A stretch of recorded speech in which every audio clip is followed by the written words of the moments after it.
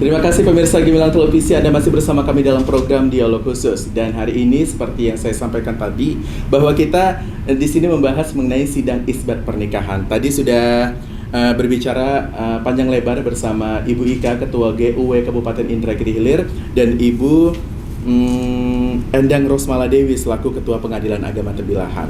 Lanjut kita ke Kementerian Agama Tembilahan. Nih, kita mau berbicara lebih dalam lagi mengenai hukum nikah siri, karena kan tadi disampaikan bahwa kebanyakan latar belakang pelaksanaan sidang isbat pernikahan ini terpadu ini adanya nikah siri. Jadi dalam agama Islam ini apa hukum nikah siri tersebut? Ya, Assalamualaikum warahmatullahi wabarakatuh. Waalaikumsalam. Berkaitan dengan pertanyaan saudara, bagaimana hukum nikah siri? Sebenarnya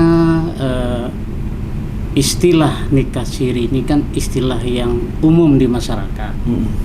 Kalau kita kembali kepada bahasa yang sebenarnya adalah nikah yang dilakukan di luar dari institusi resmi Kementerian Agama, khususnya di kantor urusan agama.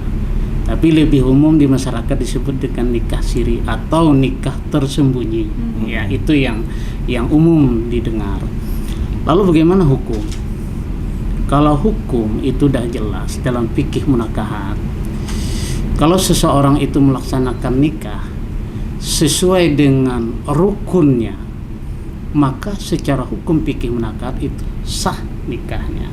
Itu kita berbicara dalam sisi hukum agama, ya, agama Islam.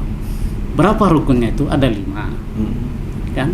Yang pertama adalah adanya wali, adanya pengantin laki-laki, adanya pengantin perempuan, adanya 2 orang saksi, dan adanya ijab kabul. Maka secara hukum Islam, fikih munakahat, maka sahlah hukumnya. Hanya saja yang jadi polemik itu tempatnya saja, kan? Kalau dia ditempatkan di kantor urusan agama, tentu secara hukum agama juga sah. Tapi kalau di luar tempat secara resmi, itulah yang disebut tadi dengan nikah siri. Kalau disesuai dengan yang 5 tadi, maka secara hukum agama dia sah pelaksanaan akad nikahnya. Tapi kalau satu saja kurang, maka nikahnya itu secara hukum agama tidak sah. Konsekuensinya besar kalau itu tidak sah. Kemarin di rapat-rapat juga sudah kita singgung, ya. Walinya tidak ada, tentu nikahnya tidak sah. Ya, wali ini kalau kita uraikan panjang, ada wali nasab, ada wali hakim, tidak sembarangan sebenarnya, ya. Tentu ini proses meneliti wali ini saja itu cukup panjang, ya, mulai dari bapaknya, kakeknya, saudaranya, sampai beberapa urutan ke bawah. Lalu kita berkesimpulan tidak ada wali nasab, maka pindah kepada wali hakim. Siapa yang wali hakim tersebut? Hanya orang yang sudah ditunjuk oleh negara. Nah, oleh karena itu nikah siri tadi, kalau kita merujuk kepada hukum agama sesuai dengan rukun tadi, maka kita katakan sah. Tapi itu secara hukum agama. Kita hidup bernegara. Tentu juga kita harus mencatatkan pernikahan kita itu di lembaga negara resmi yang ditunjuk oleh pemerintah, ya. Makanya dalam Undang-Undang Perkawinan 1974 itu jelas, ya, pernikahan itu harus dicatat di kantor urusan agama bagi orang yang beragama Islam, ya, dicatat di kantor urusan agama. Kalau ini tidak terpenuhi, maka negara tidak mengakui. Kekuatan hukumnya tidak ada, maka konsekuensinya berlakulah kekuatan hukum itu kepada administrasi negara. Dia susah membuat paspor, dia susah membuat KTP, KK, akte kelahir dan sebagainya. Jadi sekali lagi poinnya, nikah siri itu kalau sesuai dengan hukum agama Islam, tidak ada kekeliruan dalam menetapkan rukun tadi, maka bisa kita katakan itu sah. Tapi bagi negara itu belum diakui. Nah, itu persoalan. Dan hidup di negara ini jika tidak ada pengakuan dari negara, pelaksanaannya akan ribet, seperti pembuatan paspor dan lain sebagainya. Nah, untuk masyarakat umum, sepengetahuan saya, banyaknya alasan mereka untuk nikah siri adanya keribetan dalam proses pernikahan di KUA. Apakah seribet itu menikah di KUA? Sebenarnya pemerintah tuh membuat aturan sudah diteliti, bukan membuat langsung jadi saja, tidak. Karena ini masalah yang dipersoalankan ini berat. Di samping hukum agama juga hukum negara. Kalau kita tidak membuat aturan yang begitu rapi, nanti kita khawatir terjadi hal-hal yang persoalannya akan muncul. Kalau dikatakan sulit, tidak juga. Contoh saja kan, kalau dari segi hukum negara, dari hukum agama, kita cukup melihatnya dari rukun tadi saja. Hanya saja pengembangannya meneliti rukun ini panjang, ya. Maka itu mungkin masyarakat menganggap itu sesuatu hal yang menyulitkan atau memberatkan. Contoh saja KUA menanya, walinya mana? Ini. Tentu KUA tidak percaya 100%, tentu diteliti-teliti lagi agar nanti dia menetapkan hukum tidak salah. Nah, bagi masyarakat yang awam mungkin merasa ini dipersulit dari sisi hukum agama. Kembali juga kepada dari sisi hukum negara, undang-undang perkawinan, tentu administrasi yang dipenuhi banyak. Minta KK-nya, minta KTP-nya, ya, dan minta lagi administrasi lainnya. Itu sebenarnya tidaklah rumit betul kalau mereka dari awal sudah mengurus, ya. Tidak sulit. KTP itu 17 tahun memang wajib punya KTP. KK begitu juga. Itu yang intinya, di samping akta lahir. Semuanya itu tidak lain adalah untuk keseragaman data. Dia minta KTP, minta KK, minta ijazah, minta akta kelahiran agar nanti dokumen yang dibuat buku nikah itu seragam dengan persyaratan yang diminta. Hal-hal yang seperti inilah mungkin oleh masyarakat atau orang lain membuat suatu pernyataan membisiki pada orang yang menikah, jangan nikah di KUA. Terlalu rumit persyaratannya. Tapi kalau kita bedah satu persatu, itu semua menguntungkan kita. Kalau kita bedah satu persatu persyaratan itu semua menguntungkan dan kita. Melihat jangka panjang. Nah, jadi kalau dikatakan sulit, itu hanya persepsi orang yang memang sengaja tidak mau melaksanakan pernikahan. Apalagi dari segi biaya, kalau di jam dinas dari jam 7.30 sampai jam 16.00 di lembaga resmi kantor urusan agama, maka biaya itu 0%. Gratis. Iya, sesuai PP 48 peraturan pemerintah nomor 48 2014. Ya, itu semua. Nah, yang berbiaya itu pun namanya PNBP, penerimaan negara bukan pajak. Dan itu langsung di store ke bank bagi catin yang akan melaksanakan agama. Jadi tidak sedikit pun bersentuhan di kantor urusan agama. Berapa biayanya?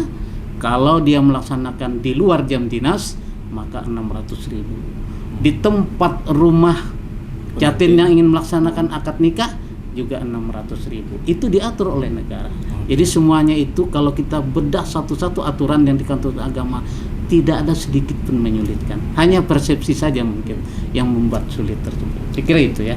Jadi barangkali pemirsa atau calon pengantin yang lumayan juga nih 600.000 untuk mendatangkan gua ke rumahnya, udah ke gua aja nikahnya gratis kok. Udah ada pelaminannya lagi kan. Nah, untuk secara umumnya nih saja nih Pak, syarat umum untuk nikah di KUA itu apa? Syarat umum. Barangkali catinnya calon pengantin tinggal bawa KTP, KK atau apa aja gitu.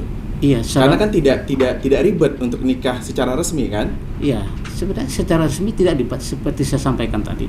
Kalau secara umum, kalau secara agama ini yang harus dipenuhi. 5 rukun tadi. Iya. Siap.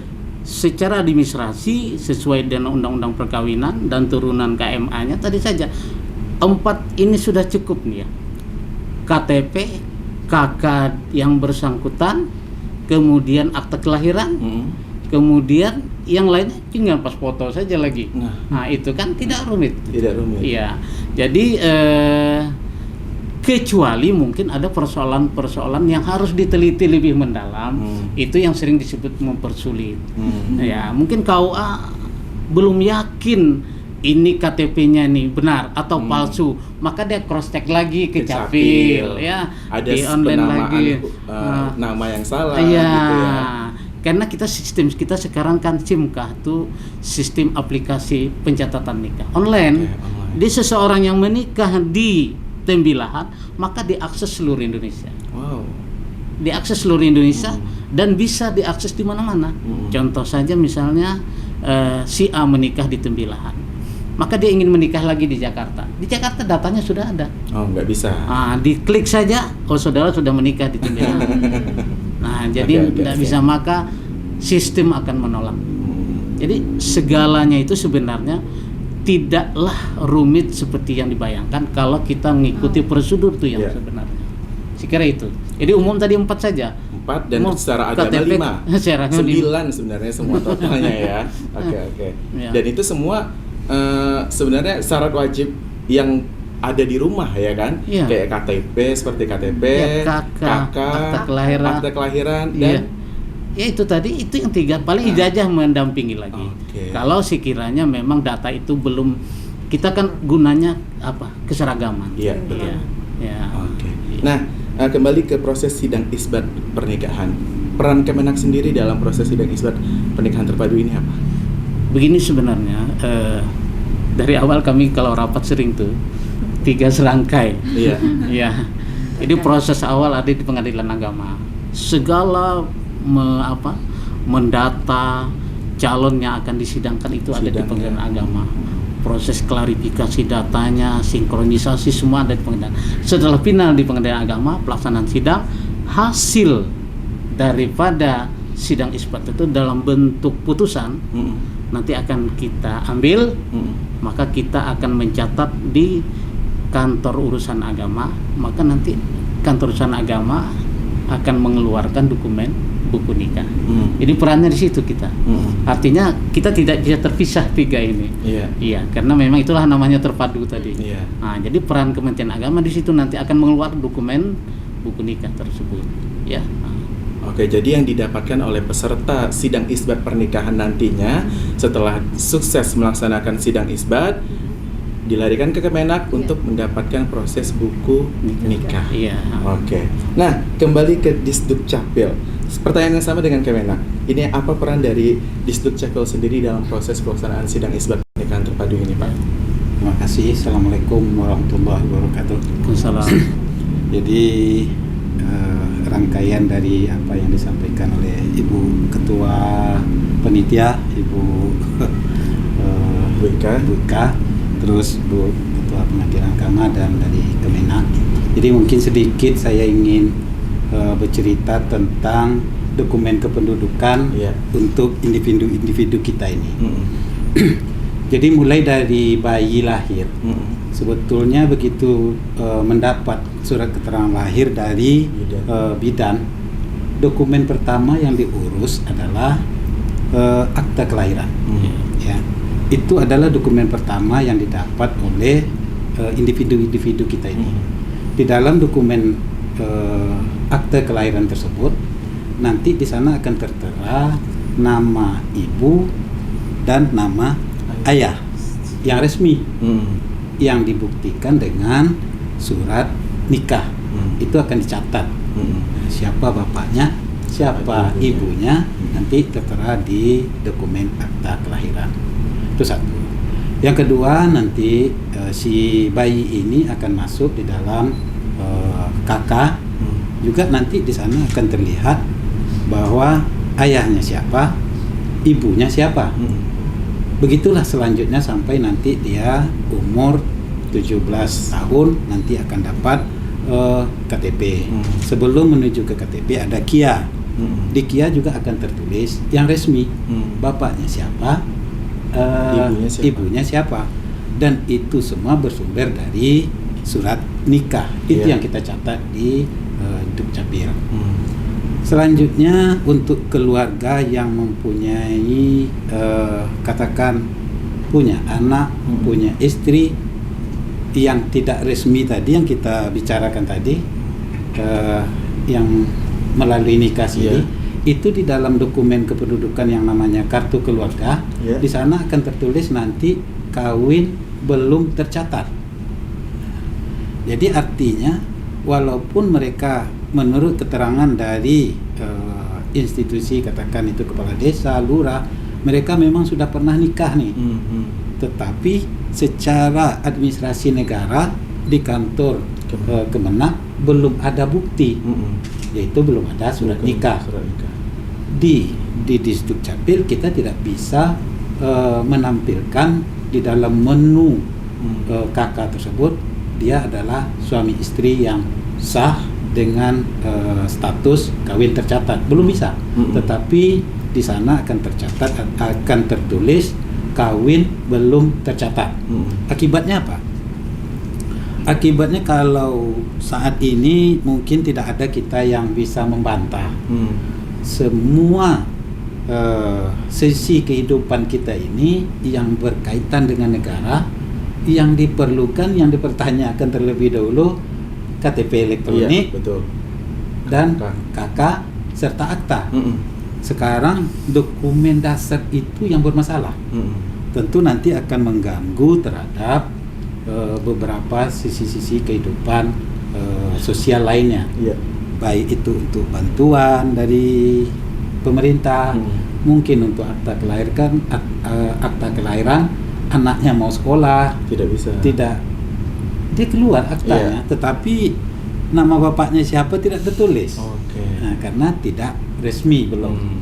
Itu kesulitan-kesulitan sehingga nanti kasihan dengan anak, kasihan dengan si ibu tadi yang belum resmi pernikahannya ini secara negara, dan tidak bisa kita keluarkan dokumen yang memang resmi pula, yang memang betul, yang diharapkan, yang idealnya sesuai dengan aturan yang dikehendaki oleh negara pula. Jadi itu kerugian-kerugian yang diterima oleh masyarakat nantinya.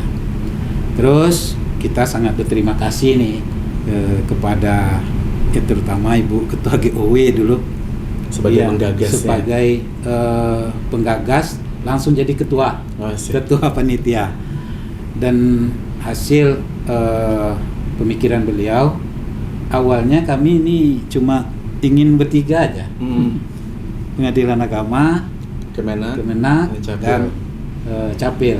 Di mana-mana memang demikian. Tetapi pada hari ini sungguh sangat luar biasa kejadian di Indragiri Hilir. Yang Capil ini kan sebetulnya Pemda. Hari ini oleh Ibu Ketua GOW dibesarkan skopnya. Ini dilakukan, diambil alih oleh Pemda bekerjasama dengan PA dan Kemenak. Artinya apa? Inilah bentuk perhatian dari pemerintah Kabupaten Indragiri Hilir kepada masyarakat kita yang mempunyai masalah dalam hal dokumen-dokumen kependudukan dan dokumen-dokumen yang berkaitan dengan pernikahan yang selama ini mungkin dialami, yang menimbulkan kesulitan-kesulitan di tengah-tengah masyarakat. Alhamdulillah semua stakeholder semua institusi yang dikoordinir oleh Ibu Ketua tadi semua mendukung, insyaallah akan terlaksana pada tanggal 6 April nanti, dan di sana nanti Dinas Kependudukan dan Catatan Sipil sesuai dengan tupoksi kami, setelah dinyatakan pernikahan keluarga itu nanti tercatat di Kemenak dan dikeluarkan surat nikahnya, nanti Capil langsung akan menyambut surat tersebut dan dokumen kependudukan keluarga A ini akan kita ganti. Yang kemarin kawin belum tercatat, hari ini akan kita ganti dengan kawin tercatat. Semua itu tanpa biaya. Gratis ya. Jadi saya sedikit mungkin mengomentari nama dari gelar sidang sidang isbat terpadu ini. Jadi mengapa ada kata-kata terpadu? Ini masyarakat sangat diuntungkan, tidak perlu lagi begitu dapat keputusan dari pengadilan. Seharusnya masyarakat dapat putusan pengadilan pergi ke kantor PUA, urus surat nikah. Begitu sudah dapat surat nikah, datang lagi ke Capil, urus KK sama KTP dan akta. Hari ini tidak, tanggal 6 besok Ibu Ketua Gawe menghadirkan kami ramai-ramai satu meja, nanti begitu selesai sidang pindah ke meja satu, pindah ke meja berikutnya ke Kemenak. Begitu dapat surat nikah, kami sambut dari Capil. Mudah-mudahan nanti dalam satu hari tersebut 19 anggota keluarga yang bermasalah dalam administrasi pernikahan mereka sampai ke administrasi kependudukan, mudah-mudahan nanti bisa terselesaikan pada hari itu juga. Ya Rabbal Alamin. Oke. Mungkin. Kembali lagi ke proses untuk mendapatkan data kependudukan atau dokumen kependudukan. Ini kan kebanyakan juga untuk yang mau menikah otomatis harus punya KTP dulu ke Kemenak. Nah, bisa dijelaskan secara umum untuk proses mendapatkan dokumen kependudukan itu sebenarnya bagaimana? Kita sebut satu dokumen dulu, yaitu KTP ya. Iya. Jadi KTP itu wajib bagi yang sudah mempunyai umur 17 tahun, itu syaratnya. Sudah tercatat di dalam KK, baik itu KK orang tuanya, entah KK siapa, yang penting dia sudah punya KK. Tinggal fotokopi KK-nya bawa ke Capil. Daftarkan, nanti kita rekam. Kalau kita di Indragiri Hilir hari ini rekam pagi, sore sudah bisa terima KTP-nya. Kalau yang perekaman, rekam sore hari ini, insya Allah besok sudah selesai. Artinya tidak lebih dari 24 jam bagi yang melakukan perekaman itu KTP elektroniknya insya Allah sudah selesai. Itu KTP. Kalau untuk KK itu ada KK dia sendiri, ada kakak yang sudah berkeluarga dan lain sebagainya. Sebetulnya juga tidak rumit, datang ke Capil bawa persyaratan. Yang paling penting di sana nanti kalau dia sudah berkeluarga itu surat nikah itu tadi. Kembali lagi ke Kemenak berarti ya. Ya, jadi surat nikah itu memang salah satu yang dipersyaratkan untuk surat nikah bagi yang sudah mempunyai kakak bagi yang sudah mempunyai keluarga. Ya. Jadi memang saling berkaitan.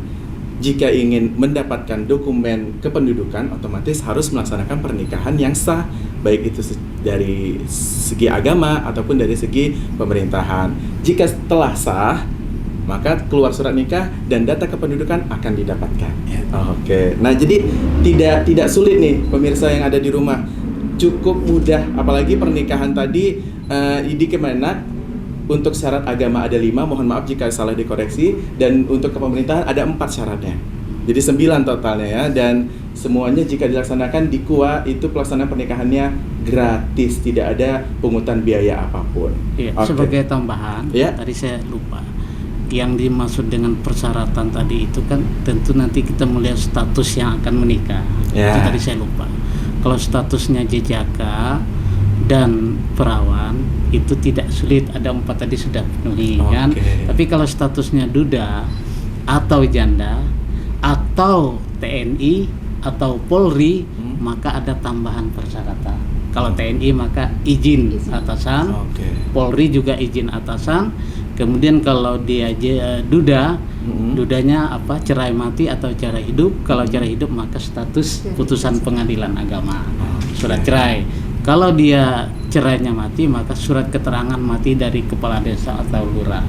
Nah itu sebenarnya itu tidak rumit juga kalau diikuti saja prosedur seperti itu. Itu sebagai tambahan persyaratan tadi ya. Jadi 3 serangkai ini memang saling berkaitan ya. Jadi harus saling punya hubungan yang baik gitu. Jadi hubungan baik terus. Amin semoga. Kita kembali ke Ibu Ika nih Bu. Dari pendataan yang telah dilaksanakan sebanyak 20 peserta sidang isbat pernikahan nanti pada tanggal 6 April 2021, kendala apa saja yang telah yang dihadapi oleh tim GUW untuk melaksanakan dalam mendata peserta sidang isbat ini? Ya, baik. Dalam rangka pendataan ini memang sangat panjang ya. Banyak permasalahan yang terjadi. Kenapa? Karena umumnya pernikahan ini kan sudah dilakukan.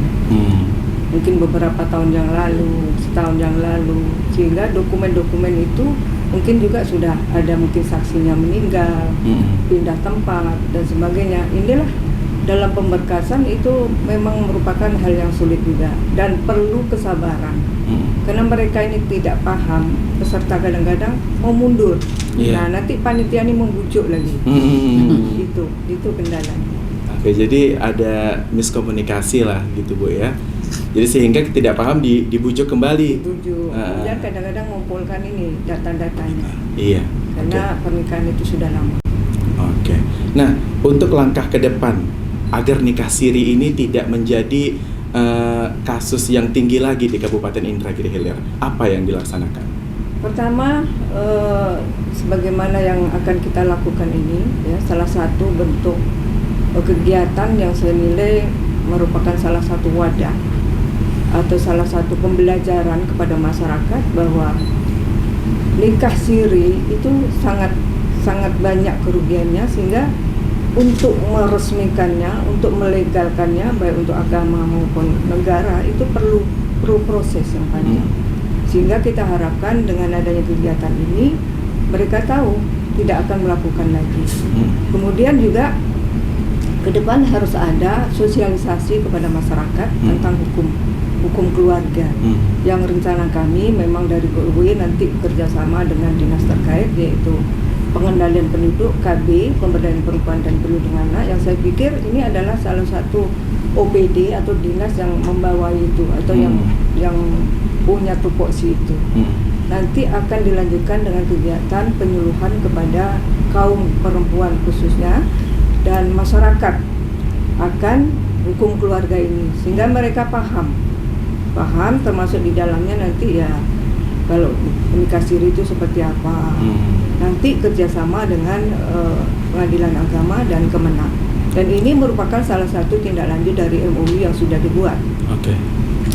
Yang pertama kita lakukan sidang isbat, selanjutnya ke depan akan melakukan kegiatan penyuluhan, dan ini nanti juga mungkin sampai ke kecamatan-kecamatan kita lakukan. Di samping itu kami juga memohon kepada Kemenak, barangkali tadi sudah cukup jelas dan sangat jelas bahwa pernikahan yang resmi atau pernikahan yang legal, yang sah baik untuk agama maupun negara, itu tadi sudah ada persyaratan-persyaratannya, ada juga rukunnya. Jadi ini mungkin dari Kemenak akan lebih banyak mensosialisasikan kepada masyarakat supaya mereka paham. Sebenarnya tidak perlu dia harus melakukan nikah siri yang notabene setelah itu banyak permasalahan yang timbul karena mereka tidak dapat surat nikah, kemudian tidak tercatat, kemudian juga tidak dapat dokumen-dokumen kependudukan lain yang sebagaimana dijelaskan oleh Dukcapil tadi. Jadi itulah langkah ke depannya yang akan dilaksanakan. Oke, terakhir ini closing statement pemirsa yang nanti saya akan tanyakan satu-satu kepada Bapak Ibu yang ada di sini. Dari Ibu Ika terlebih dahulu, apa pesan dan himbauan kepada masyarakat terkait sidang isbat pernikahan ini, Bu? Yang pertama sekali, saya selaku Ketua Panitia penyelenggara sidang isbat pernikahan terpadu tahun 2021 ini, yang merupakan salah satu kegiatan yang perdana dilakukan oleh pemerintah daerah. Pertama, mengucapkan terima kasih kepada lembaga terkait Pengadilan Agama, Kementerian Agama, kemudian juga Dukcapil dan Dinas Pemberdayaan Penduduk yang merespon dan sangat antusias dan menanggapi ini dengan cepat sehingga kegiatan sidang isbat ini terlaksana insya Allah. Kemudian mohon doanya, dan dengan kegiatan ini kita harapkan menjadi pembelajaran bagi kita semua. Jangan lagi melakukan kegiatan pernikahan siri atau pernikahan di bawah tangan atau pernikahan yang tidak tercatat, karena dengan pernikahan itu kedepannya akan menyulitkan bagi pasangan itu sendiri, apalagi sudah punya anak, kemudian jika keadaan ekonomi kita kurang mampu, itu semua tidak akan kita dapatkan dari pemerintah seperti bantuan-bantuan karena kita tidak bisa didatakan, karena kita tidak punya dokumen kependudukan.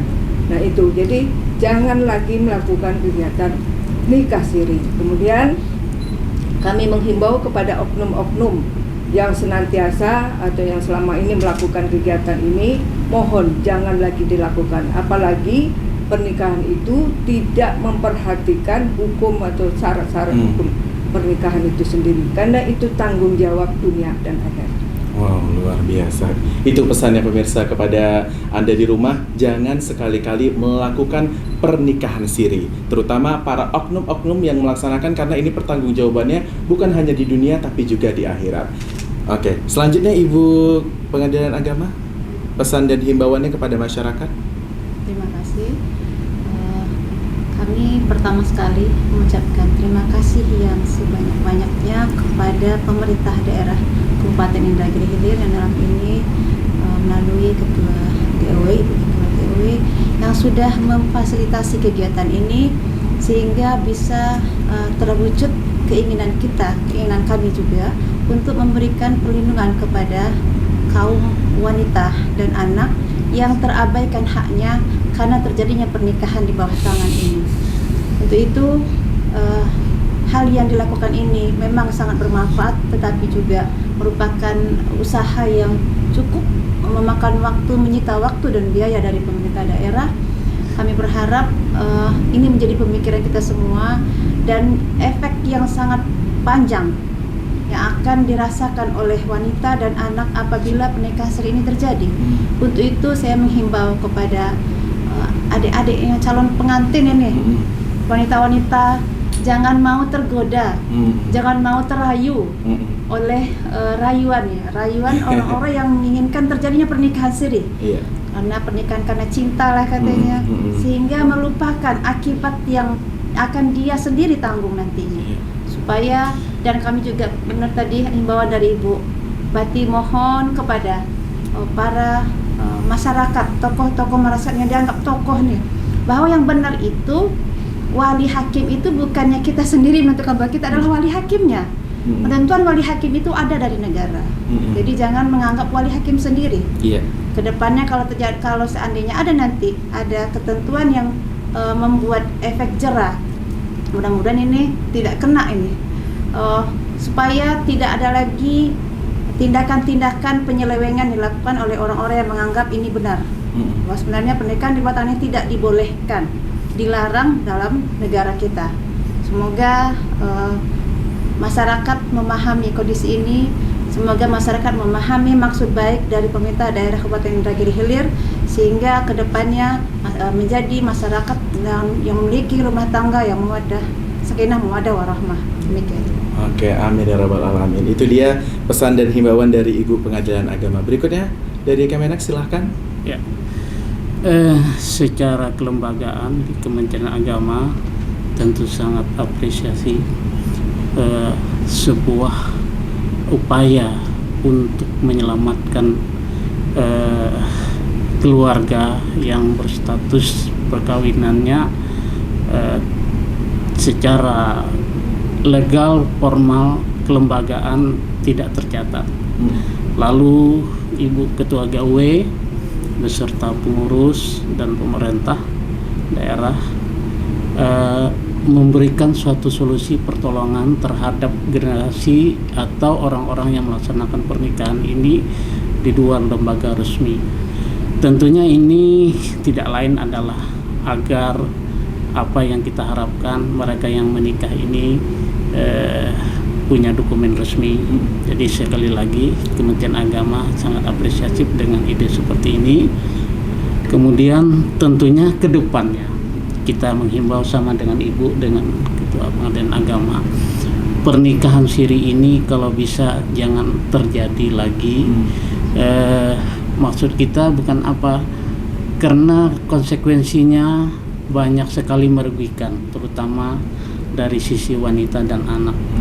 Nah, tentunya kepada orang yang melaksanakan ini, baik jatin yang ingin melaksanakan maupun oknum-oknum yang melaksanakan, karena kalau ini dilakukan, konsekuensinya secara hukum agama juga kita menyalahi hukum agama, secara hukum negara juga kita menyalahi hukum negara. Jadi kalau hukum agama mungkin konsekuensinya hukumnya adalah dunia akhirat tadi, tapi hukum negara juga kita melakukan sesuatu yang dilarang oleh negara. Oleh karena itu bagi jatin sama dengan Ibu Ketua Pengadilan Agama. Kita jangan langsung terlena dengan membawa ajakan pelaksanaan pernikahan. Tentu didasarilah pernikahan itu dengan aturan-aturan yang jelas. Jangan memandang suatu hal maka melaksanakan akad nikah, tapi konsekuensinya ke depan akan mengganggu dan merusak keutuhan rumah tangga kita. Jadi sekali lagi saya ucapkan apresiasi dan terima kasih kepada Ibu Ketua GOW. Mudah-mudahan ini pembelajaran yang berarti kepada orang-orang yang melaksanakan pernikahan siri. Begitu sulitnya, begitu rumitnya, Ibu Ketua GOW beserta jajarannya memberikan pertolongan atau memberikan suatu solusi mendapatkan dokumen negara. Saya kira itu dari kami Kementerian Agama. Oke, dilanjutkan dari Bapak Distrik Capil. Ya, terima kasih. Jadi kami di Capil memang tidak bisa berbuat banyak kalau memang secara administrasi tidak terpenuhi. Jadi kami tidak bisa membuat yang namanya KTP, KK, akta yang resmi sesuai dengan idealnya. Kalau dokumen pernikahan itu tidak ada. Sementara yang akan melakukan nikah isbat ini, isbat nikah ini itu adalah orang-orang keluarganya yang memang secara hukum negara belum lengkap, belum ada mempunyai dokumen surat nikah yang disebabkan oleh mungkin nikah di tempat-tempat lain. 106 yang terjumpai, mungkin ada yang lain, tetapi yang terjumpai 106, tetapi hanya bisa kita tolong pada saat ini hanya 19 itu yang memenuhi syarat. Artinya sekitar 20% saja yang bisa dibantu. Niat Ibu GOW beserta kami semua sudah ada, tetapi tidak memenuhi persyaratan, tidak bisa dibantu. Coba hanya 20%, 80% tidak bisa. Untuk itu bicara berdasarkan data itu kita sama-sama mengimbau lah, jangan sampai lagi untuk melakukan hal-hal yang seperti yang sudah dihadapi oleh bapak-bapak dan ibu-ibu yang akan kita bantu ini, Bu ya. Karena saya lihat waktu kita briefing kemarin, bahkan ada masih yang muda-muda, tapi juga ada yang sudah berumur. Anak dan istri mereka, ibu-ibu dan anak-anak ini yang paling dikorbankan. Untuk itu kami dari Capil mengimbau jangan lagi kami dipaksakan untuk membuat nanti surat kartu keluarga yang nikah belum tercatat, supaya semua yang mencatatkan mencatatkan dirinya ke Capil untuk mengambil surat keterangan mengambil kartu keluarga, semuanya sudah nikah tercatat. Ini imbauan kami kepada seluruh masyarakat.